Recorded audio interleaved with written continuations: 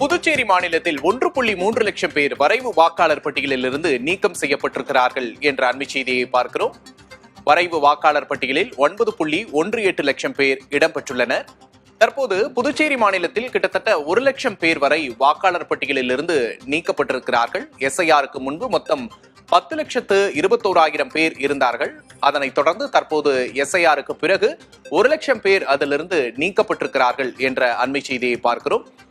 வரைவு வாக்காளர் பட்டியலில் 9,18,000 பேர் இடம்பெற்றிருக்கிறார்கள். SIRக்கு முன்பு மொத்தம் 10,21,000 பேர் வரைவு வாக்காளர் பட்டியலில் இருந்தனர். தற்போது SIRக்கு பிறகு வாக்காளர் சிறப்பு தீவிர திருத்தத்துக்கு பிறகு 1 லட்சம் பேர் வரை அதிலிருந்து நீக்கப்பட்டிருக்கிறார்கள் என்ற அண்மை செய்தியை பார்க்கிறோம். நாடு முழுவதும் SIR பணிகள் தீவிரமாக நடைபெற்று வருகின்றன. இந்த நிலையில் தற்போது புதுச்சேரி மாநிலத்தில் தற்போது SIR மூலம் 1 லட்சம் பேர் நீக்கப்பட்டிருக்கிறார்கள் என்ற அண்மை செய்தியை பார்க்கிறோம். SIRக்கு முன்பு 10,21,000 பேர் இருந்தார்கள். தற்போது 1 லட்சம் பேர் நீக்கம் என்ற அண்மை செய்தியை பார்க்கிறோம். கூடுதல் விவரங்களை செய்தியாளர் பாலவெற்றிவேலிடம் கேட்டு பெறலாம். வணக்கம் பாலவெற்றிவேல், புதுச்சேரியில 1 லட்சம் பேர் நீக்கப்பட்டிருக்கிறார்கள் என்ற அண்மை செய்தியை பார்க்கிறோம். பின்னணி என்ன, கூடுதல் விவரம்?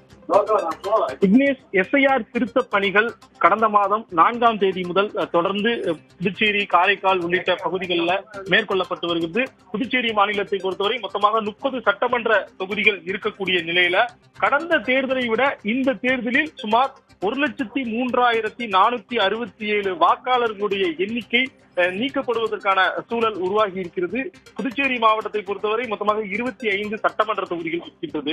கேரள மாநிலம் மாஹி மற்றும் ஏனாம் ஆந்திர மாநிலத்தில் இருக்கு. இதையும் சேர்த்தால் SIRக்கு முன்பு சுமார் 8,51,775 வாக்காளர்கள் இருந்த நிலையில SIR திருத்தத்திற்கு பிறகு புதுச்சேரி மாவட்டத்தில் மட்டும் சுமார் 85,531 வாக்காளர்களுடைய எண்ணிக்கை குறைந்திருப்பதாக மாவட்ட ஆட்சியர் சற்று நேரத்திற்கு முன்பு தெரிவித்தார்.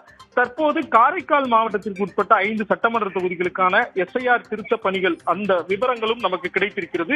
அதன்படி காரைக்கால் மாவட்டத்தில் மொத்தமாக 17,936 வாக்காளர்கள் கடந்த தேர்தலை விட இந்த தேர்தல் எண்ணிக்கை குறைந்திருக்கிறது.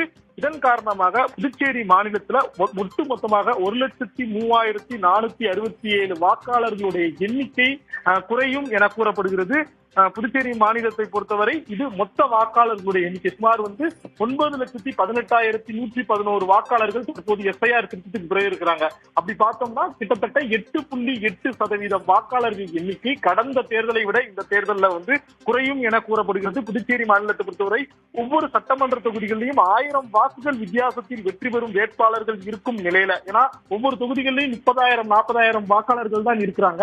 அப்படி பார்க்கும்போது ஒவ்வொரு தொகுதிகளிலும் சராசரியாக 2,000 முதல் 4,000 வாக்காளர்களுடைய பெயர்கள் வாக்காளர் பட்டியலிருந்து நீக்கப்பட்டிருக்கின்றது. இதன் காரணமாக தற்போது இந்த புதுச்சேரி தேர்தலை பொறுத்தவரை SIR பட்டியலிருந்து நீக்கப்பட்டவர்களுடைய விவரங்கள் இந்த பட்டியல் குறைந்திருப்பதன் காரணமாக அரசியல் கட்சியினர் கலக்கம் அடைந்திருக்கிறார்கள். ஏன்னா ரொம்ப குறைஞ்ச லீஸ்ட்லயே இந்த வெற்றி பெறுற நிலையில ஒவ்வொரு தொகுதியிலேயே 2,000 4,000 வாக்காளர்களுடைய எண்ணிக்கை நீக்கப்படுவதற்கான ஒரு சூழல் உருவாகி இருக்கிறது.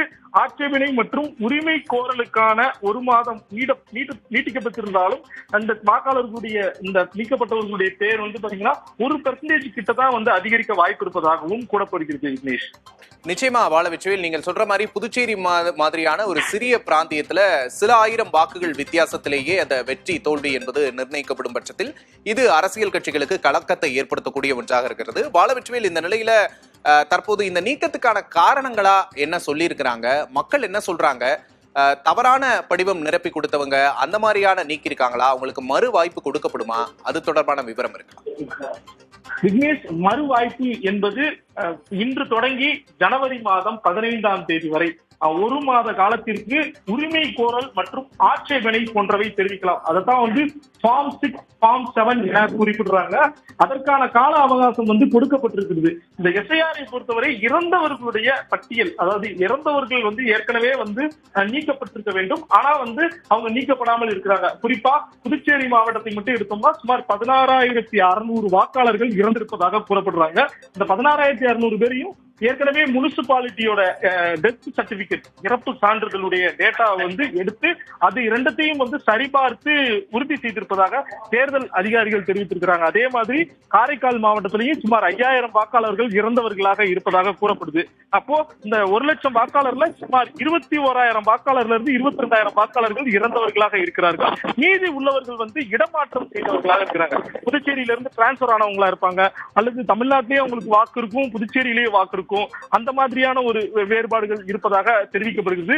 இருந்தாலும் வாக்காளர்கள் அனைவருக்கும் வாய்ப்பு கொடுப்பதுதான் தேர்தல் ஆணையத்தினுடைய முக்கிய ஒரு நோக்கமாக இருக்கிறது. அதனால வந்து யாராவது பேர் வந்து விடுபட்டிருந்தாலோ அல்லது படிவம் வந்து நிரப்பி கொடுக்காமல் இருந்தாலோ அவர்களுக்கு அடுத்த மாதம், அதாவது அடுத்த 2026 ஜனவரி 15 வரை வாய்ப்பு கொடுக்கப்படும் என்றும் வாய்ப்பை பயன்படுத்தலாம் என தேர்தல் அதிகாரிகள் தெரிவிக்கிறார்கள்.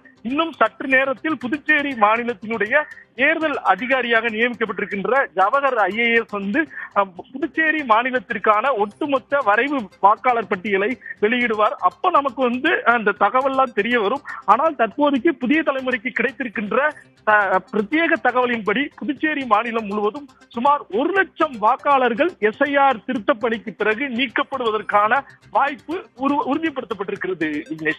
நிச்சயமாக பாலவெற்றிவேல், பொறுத்திருந்து பார்க்கலாம். தேர்தல் ஆணையம் விரிவான விவரங்களில் என்ன கூறப்போகிறது என்பதை. கூடுதல் விவரங்களுக்கு நன்றி.